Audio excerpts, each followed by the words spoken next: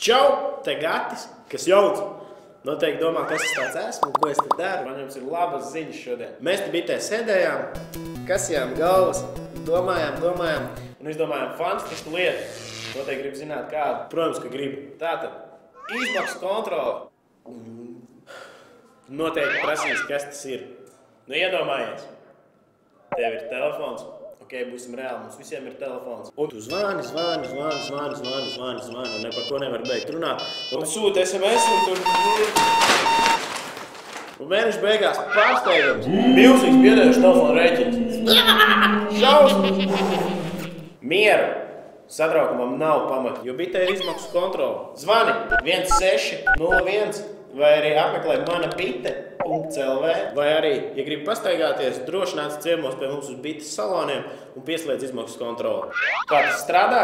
Tu pats nosaki tēriņa limitu un kad to sasniegs, mēs tev nosūtīsim īzi, kad limits būs sasniegts. Ļoti vienkārši, vai ne?